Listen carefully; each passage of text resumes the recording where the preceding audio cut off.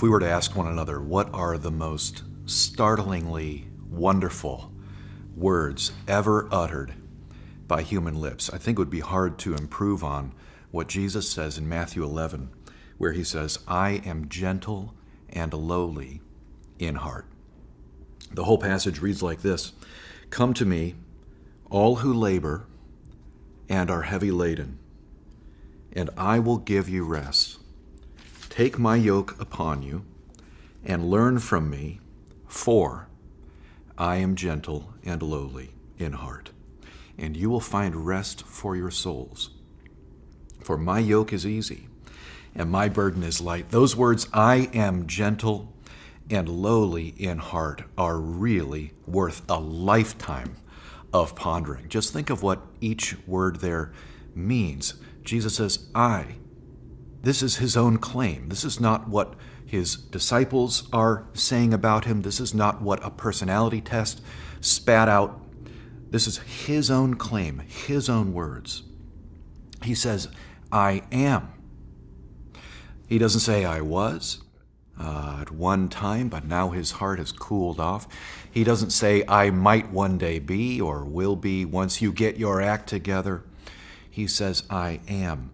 In fact, Thomas Goodwin's burden in his book, The Heart of Christ, which is very much embedded within this project, Gentle and Lowly, his burden was to convince his readers that just because Jesus is way up high now in heaven doesn't mean that he is any more distant from us now here on earth. In fact, by his Holy Spirit, he is closer to us than Christ was to his disciples.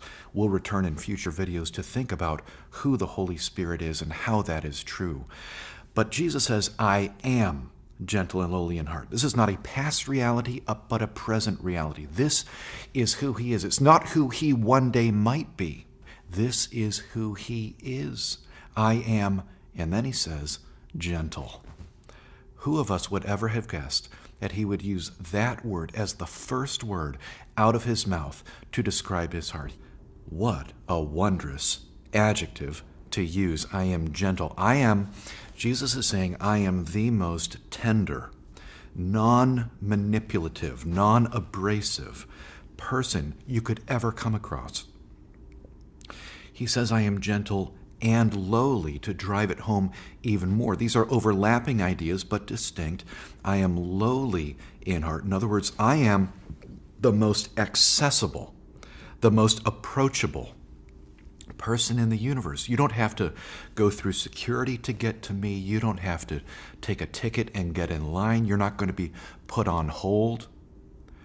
I am the most accessible person in the universe, glorious as he is. The Revelation 1 Christ, the Christ who is ineffable and magnificent, resplendent, divine.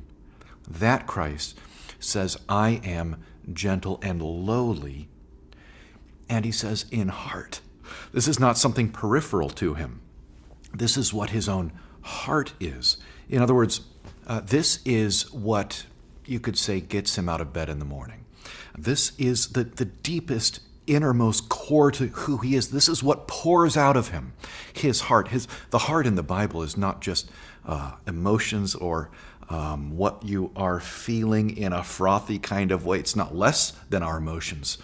But the heart is the innermost core of why we do what we do. And when Jesus comes and tells us what his heart is, he says he is gentle and lowly in heart. This is who he is. Now, you might object and say, Dane, you're cherry picking. This is one verse, one short little passage out of everything that we have in the Gospels. And that would be a valid objection if everything else that we saw in the Gospels was Jesus walking around like an aloof seminary professor dispensing wisdom dispassionately, or a celebrity preacher, whisked off to the green room, untouchable, or a politician that you have to go through many layers of security to get through, or something like that. But of course, what we see of Jesus on every page of Matthew, Mark, Luke, and John is exactly what is taught from his own lips in Matthew 11. Matthew 11:28 through 30 is just the tip of the iceberg. What we see him teach in Matthew 11 is what we see Christ do all over the four Gospels.